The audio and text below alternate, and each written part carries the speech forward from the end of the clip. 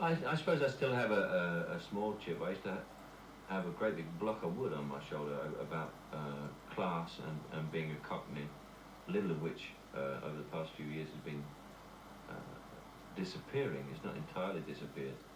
But what made me think in terms of just how cockneys are, I liken them to the Negro, is that, what made me think of it was, I was talking to Quincy Jones on the phone about cockney rhyming slang because he was writing the music to the Italian Job and wanted a song. And he'd never heard of this, and then he made a whole investigation into the cockney rhyming slang, and then he rang me, and he said, listen man, he said you're all spades, the cockneys, he said. He said, you're the only people over here with soul talk, which is in a way true. It's minorities have their own language, and I regard the cockney has always been the equivalent of the American Negro, and I base that on the jobs that one gets. You hear, so West Indians here saying they can't get a good job. They say, well, you say, well, what sort of jobs do you do?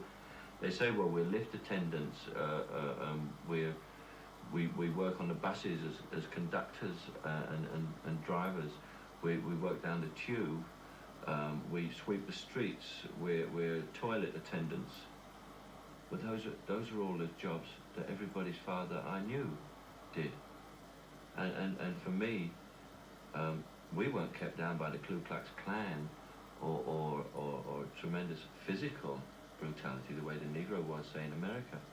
We were kept down by the original geniuses of brainwashing, which was the British aristocracy, who taught us it was noble to be poor, and they taught us with the help of religion. It was noble to be poor, and the meek shall inherit the earth. You know, the piece of earth that the meek inherit is 6 feet by 4.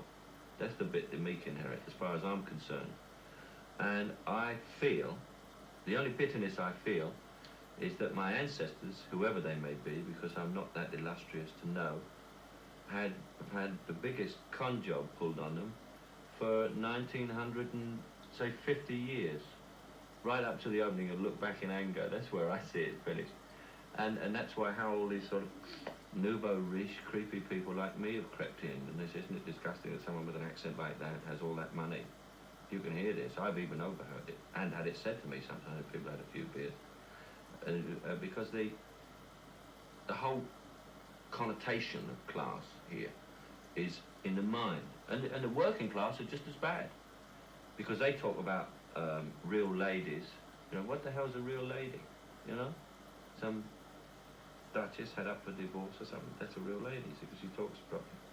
For me, I think it's the biggest con job, and I think I shall retain the chip, because while I can do my best to change what is, I can't change the other 1950 years, and it's a source of frustration to me.